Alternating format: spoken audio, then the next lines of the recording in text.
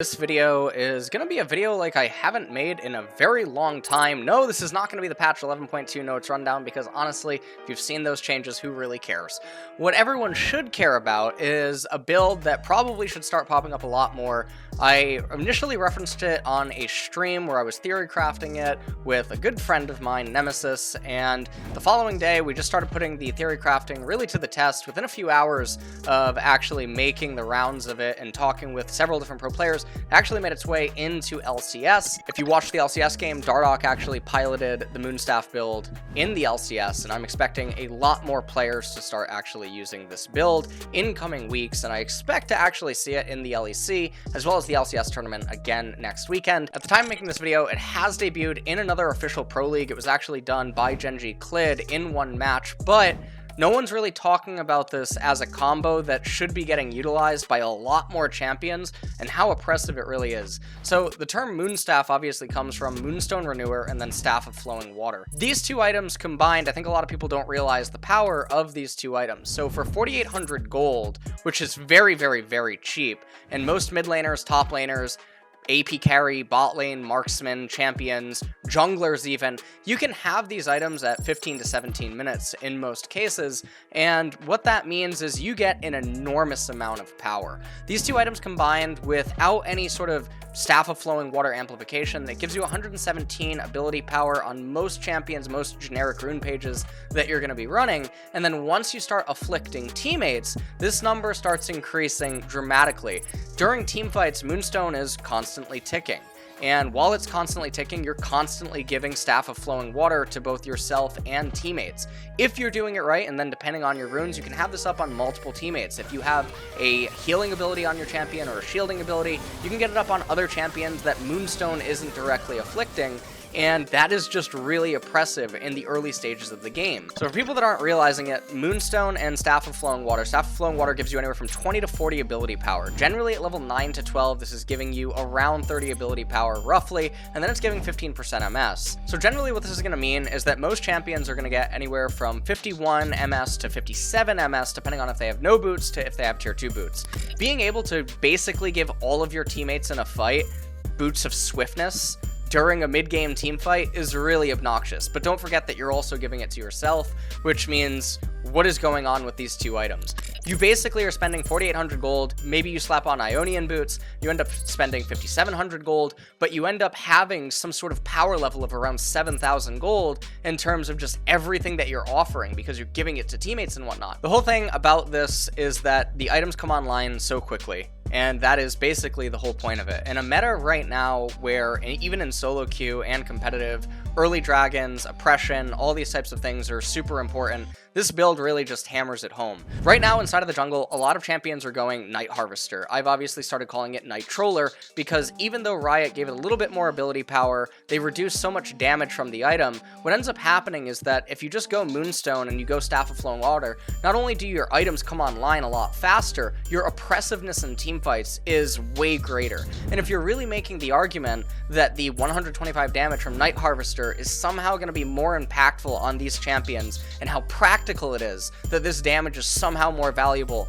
than the healing and the consistency of Staff of Flowing Water and Moonstone, I don't really know what to say on that front, but I'm seeing lots of Lilias continue to build Liandry's, lots of Lilias even sometimes build Night Harvester. Obviously, we've seen a bit of Moonstone, but then after Moonstone, we see Zanya's Hourglass picked up. No one's really playing Ivern yet. Don't totally know what's going on with that, but there's lots of other champions. Talia's also building Liandry's, generally. Sometimes they also build Night Harvester. Lots of champions are just doing this, but they can get a lot more value if they just go Moonstone and Staff of Flowing Water. They have a much more oppressive mid-game. They have roughly the same AP values, which means that outside of that active damage on Night Harvester, or a little bit of the burn on Liandry's, which again, takes a little while to get to and is more expensive, you're getting enormous amounts of upside in other areas in terms of utility and what you're offering to your teammates, to where I personally think it just outshines these items and it doesn't make sense to go. Other traditional mages are actually able to take these items and be very obnoxious. This means that return of like Lulu, Karma, champions like that in mid lane, Ivern top lane, support Ivern, things of this nature become increasingly more oppressive. Obviously Lilia, Nidalee, Ivern in the jungle can be really gross with this. Support Gragas if you end up going Moonstone Groomstone can also be very, very obnoxious inside of some team fights.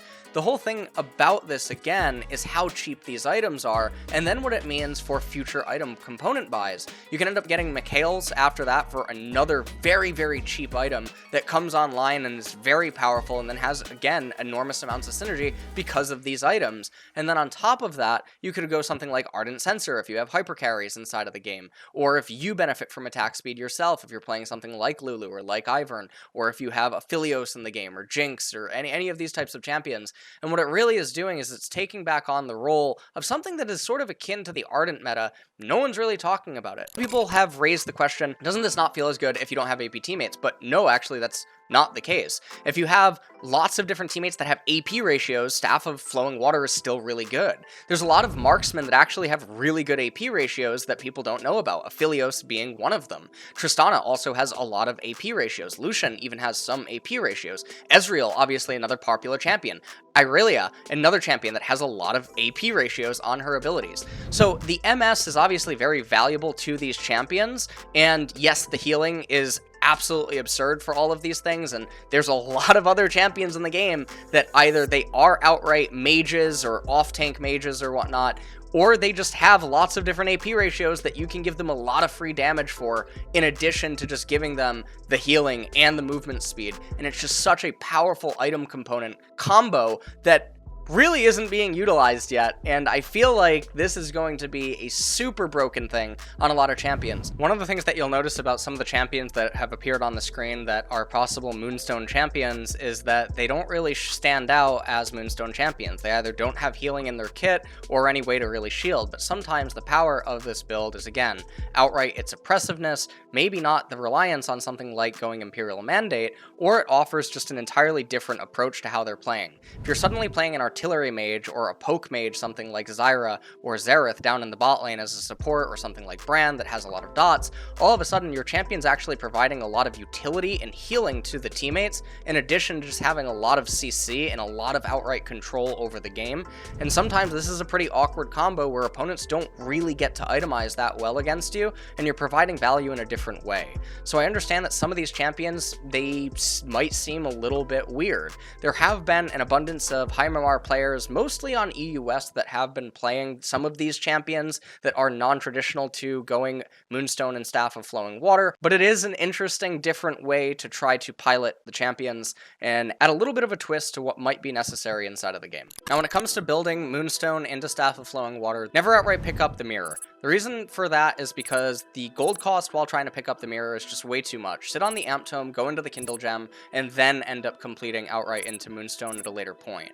If your champion has shielding or healing, what you're going to end up wanting to do is pick up Forbidden Idol first over the Amp Tomes. Sometimes you do pick up the Amp Tomes early, depending on how much value you get out of the ability power from other things, but when you're generally curving into Staff of Flowing Water or trying to go into Ardent Sensor or something, you're almost always going to be picking up the Forbidden Idols. Not only will this help the champions that are a little bit mana hungry because it gives them the mana regen, and thus it makes up for the lack of missing Ludens or Leandries or something of that nature, it just helps you overall do a lot more and be a lot more useful for both yourself and your teammates. The other thing about Moonstone and Staff of Flowing Water is, depending on different rune setups, sometimes you can take Dark Harvest or you can take Predator on certain champions, or Electrocute. You gain access to Ingenious Hunter, which then means that you can actually have these ticks going a little bit more frequently. Obviously, Lily is a champion that can probably do this a little bit easier than some other champs. Normally, what I'm assuming is that most people are going Comet, Airy, or Phase Rush and gaining access to that tree, in which case they have Gathering Storm, Transcendence, Monoflow Ban, or Nimbus Cloak or something. And then yes, you go Revitalize, and then Fawn of Life, or Bone Plating, or Second Wind or something, and you just sort of go from there. So the idea of the build is just insane oppressiveness, lots of AoE healing, lots of AoE utility through the actives of this item that they're just constantly ticking, and I don't think people are realizing just how strong this is, and I'm really confident that I am truly become the Lunarstone salesman.